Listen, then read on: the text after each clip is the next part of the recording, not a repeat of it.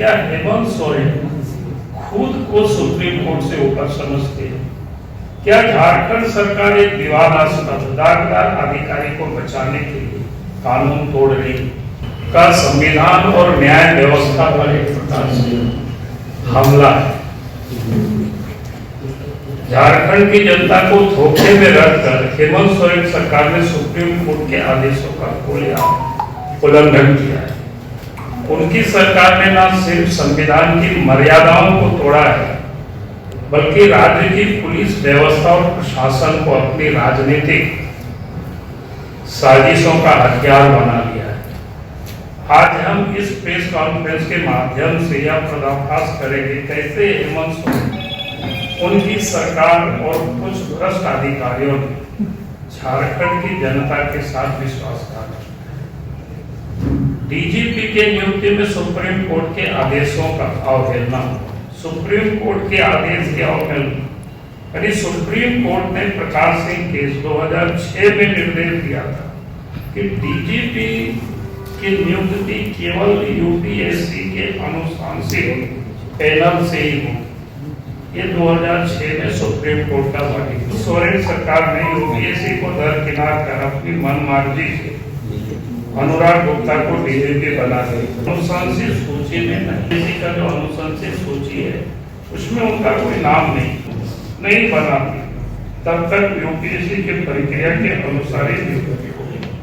यह स्पष्ट है, ये समझने वाली बात है। जब सुप्रीम कोर्ट ने कहा कि राज्य सरकार कोई जब तक कोई नए कानून नहीं बना, निलंबन समाप्त हुआ, उसके बाद जब उनको डीजीपी बनाया तो पिछले चुनाव में भी आप सबको पता है उनको चुनाव कार्यों से बाहर रखा गया। जैसे ही चुनाव समाप्त हुआ फिर से उनको पदस्थापित। अपनी समझ से पुलिस के सर्वोच्च पदाधिकारी पुलिस महानिदेशक का चयन करती है और पदस्थापन करती है। यह केवल झारखंड में लिया गया फैसला नहीं, हमारे पड़ोसी कई राज्यों में, चाहे वो पश्चिम बंगाल हो, चाहे वो उड़ीसा हो, चाहे वो बिहार हो, चाहे वो यूपी हो, जहां कई राज्यों में भाजपा की सरकारें हैं, वहां पर पुलिस महानिदेशक की नियुक्ति वहां के सरकार के द्वारा की जाती है। उसी प्रकार इवन जो दक्षिण के राज्य, तमिलनाडु हो, कर्नाटका हो,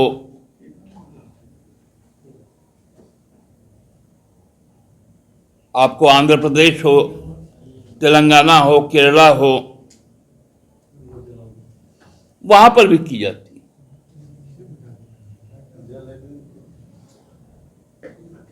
गुजरात में भी पुलिस महानिदेशक की नियुक्ति और राजस्थान में भी वहां की राज्य सरकारों द्वारा की जाती है।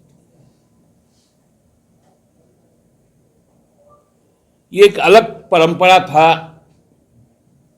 कि झारखंड सरकार पूर्व में 3 नामों का पैनल भेजती थी और उसके बाद उस पैनल से कोई सिलेक्ट होकर आता। अब वो प्रथा समाप्त कर दी गई और यह निर्णय कैबिनेट का है।